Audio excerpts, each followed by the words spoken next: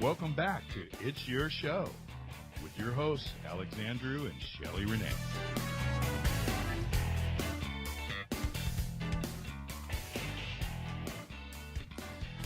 Hey, double hey, San Francisco Bay, Monterey. My name's Alexandru, and we're here with It's Your Show. Our guest for today is Julia Dismore. We call her JD sometimes. It's always fun. I think that'll be your radio show host name. What do you think? I like it. JD. How you doing today? Good. Yeah, are you having a good day today? It's Saturday. It's a weekend. It's a weekend. Yes, it is. It'll be fun. I know we're going to have a good time today. And what do you get to do tonight? I get to go to my friend Melody's birthday party at Sky High Sports. Oh, there we go. Let's give a shout out to Melody. Hey, Melody. Okay, well, it's, you know what? We've had a pretty good day today. What have we been doing? Well, I ate eggs at home. Then we went to this one store that Andy always gets us coffee. Andy had coffee, I had hot chocolate. Yay! It was great. And I had cantaloupe? Yes, you had cantaloupe. Yeah. You had my cantaloupe because I had my egg sandwich while I was there, and it came with cantaloupe. And I had your tomato. You had a tomato. So you had a good breakfast. Yeah, I did. And we chatted a little bit. Right? Mm-hmm. What kind of stuff did we talk about? We talked about handling bullies at my school because I've seen a lot of bullying at my school, and I don't like it. So he told me how to deal with that, and I'm glad he told me. Yeah, and I think, it's kind of strange because we don't hear a lot about bullying in third grade, which is a grade you're in. More of it's kind of in the junior high and high school. Mm-hmm. So what kind of stuff do you see out in the playground? Well, like once or twice a month, I see physical touching, and once I saw this little kid. He was hanging on the side of the bar, and there's this one really mean bully. He always bullies people. He's like the meanest bully in school. Right. And he's a fifth grader. He thinks he's better than everyone. Of course he does, because he's at the top of the food chain. Yeah, and he actually thinks that he's above everyone, and he can take control of everyone. So one day I was walking next to the playground on the tan bark. Right. And he pushed a little kid off the slide, but it wasn't down the slide.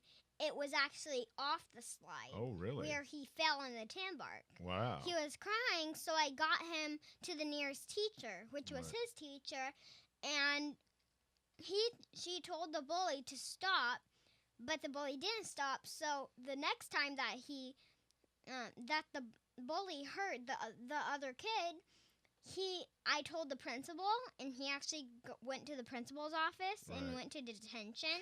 Yeah, sometimes you do. If it gets dangerous like that, you really have to go to a teacher. But sometimes, if it's just verbal type stuff, what do you do in that case? I mean, what have you learned to do when somebody calls you a name or says you're ugly or something like that? Well, I immediately confront them, not in physical, but I confront them with kind words in a kind way. So how would that sound? I mean, if I'm a bully and I'm on the playground and I say, "Oh, hey, you're just ugly and I don't like you." Well, I confront them by saying, "Oh, really?" and act surprised. "Oh, really?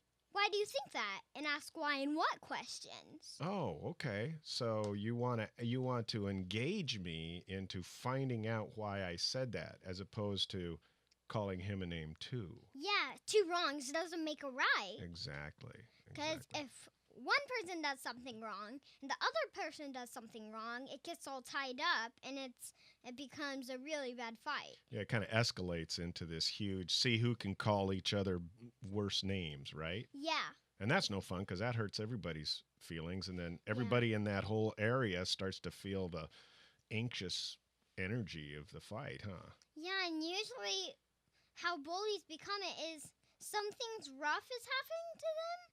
Like if their parents are getting in a divorce, or if their cat's dying, or if their dog's dying. That's what usually happens to a bully. So that's the cause of why they're a bully, is because of what's going on in their life. So that then basically you're thinking you have a little empathy for somebody when you see, right? When you see a bully, as soon as they start to act out against you. So you don't take it personally anymore. Mhm. Okay, because I don't take it personally. I don't say like, "Oh, you're this and you're this since you called me this." I Right. don't like compare it. so how do you think people look at things when they're in that realm? I mean, what do they see in the world? I mean, what are they looking at as the, Like, what you taught me is everybody has goggles, different kind of goggles. The angry people, the bullies, have like they have angry? angry goggles and see everything like a short tunnel. Mhm. But everyone that's like open and happy, like you said I am. Yes, you have happy goggles. Yes, I do. And you actually see outside of the tunnel and see the happy things around you, Right. not the like bad things. And so that's why you're able to kind of come up and talk to people in a way that is concerned about who they are and wondering why they're acting this way. Is that right? Yeah. That's I kind of wonder what bullies did when you didn't tell me what happens to bullies to become bullies. Like, why did they do that? Mhm. What made them feel that way in my mind? Right. I was like, And that upset seriously?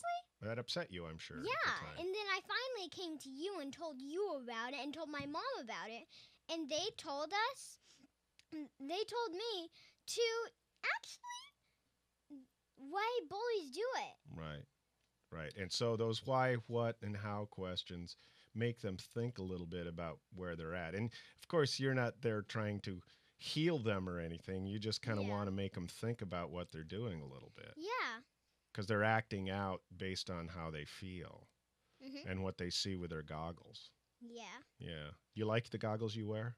Yeah, I do. I really like it. Well, it's good that you realize that those are the goggles you see things at, because once you're like, what did you say? You, open your vision. No, the people with the angry goggles have just a short tunnel. Oh, right. But the people with like that are open and like are happy all the time see outside the tunnel and see through the tunnel. Right. But the angry goggles only see at the tunnel. There's a let's say there's a happy thing on there. They actually see the bad things. They see the bad things in the world, and they blame other people and things. Right. So they're kind of like victims, and then they can't really control how they feel because it's all based on what everybody else does, huh? And this is what my mom told me. I think it's good that you should know this. Be a victor, not a victim. Wow, that's a good point. The V's, right? So this is victor. It can mean peace too, but if this is victor, not victim. Right. Yeah, not victim. Because with a victor, you control, right? Yeah. Okay, so are there any other ideas you can share with anybody who's getting bullied just off the top of your head? Well, actually, don't say oh, you're this and you're this, since they said you're this and you're this to you. Right. So just make sure that you ask those how, what, and why questions, right? And make sure that their opinion they own. You don't ever have to own it, do you? Yes. And that way you can always be as happy as you need to be and not let them affect you.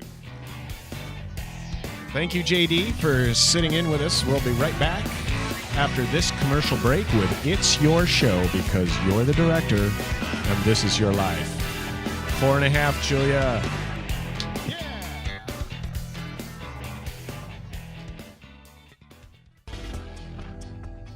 Have you considered a career change lately?